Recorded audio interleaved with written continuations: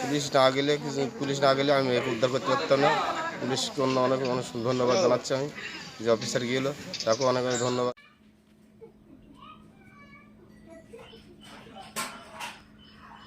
Kidnap হয়ে যাওয়া 6 বছরের এক শিশুকে মহারাষ্ট্রর পুনে থেকে উদ্ধার করল নদিয়ার কৃষ্ণগঞ্জ থানার পুলিশ। পরিবার সূত্রে জানা যায়, গতরাতে কালীপুজোর আগে সঞ্জয় মণ্ডলের বাড়িতে শালীর পরিচিত প্রশান্ত রাজবংশী এসেছিল বানপুর কালীতলার মণ্ডল পাড়াতে। 4 দিন থাকার পর আবার একদিন আসে। চলে যাবার পর সঞ্জয় মণ্ডলের মেয়েকে পাওয়া যায় না। অনেক খোঁজাখুঁজি করেও তার খোঁজ মেলেনি। অবশেষে গত 4/12/2024 কৃষ্ণগঞ্জ থানায় একটি লিখিত অভিযোগ দায়ের করে পরিবার। অভিযোগের ভিত্তিতে পুলিশ ফোন ট্যাপ করে ভিন রাজ্যের সন্ধান পায়। এরপর পুনেতে গিয়ে পুলিশ অভিযুক্ত প্রশান্ত রাজবংশী গ্রেপ্তার করে নিয়ে আসে। আজ অভিযুক্তকে কৃষ্ণনগর আদালতে তোলা হবে এবং সেই সাথে শিশুটির গোপন জবানবন্দি নেওয়া হবে বলে জানা যায়। ভয় ভয় আছে, ভয় ভয় আছে। মেয়ে কি বলতেছে? কি বললো মেয়ে?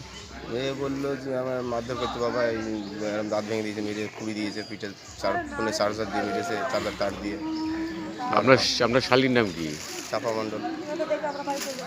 আপনার স্ত্রীর নাম? পলি মণ্ডল। আর ভদ্রলোকের নাম? নির্মল।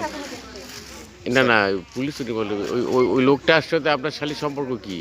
আমার শালীর সম্পর্ক তো ওনার সাথে কী সম্পর্ক তো আমি জানি না, সেটি মানে ভালোবাসার মতো সম্পর্ক। আচ্ছা আচ্ছা, ঠিক আছে, ভালোবাসার মতো সম্পর্ক। ঠিক আছে। পুলিশ না গেলে আমি একে উদ্ধার করতে পারতাম না। পুলিশকে অনেক অনেক ধন্যবাদ জানাচ্ছি আমি, যে অফিসার গিয়েলো তাকেও অনেক অনেক ধন্যবাদ।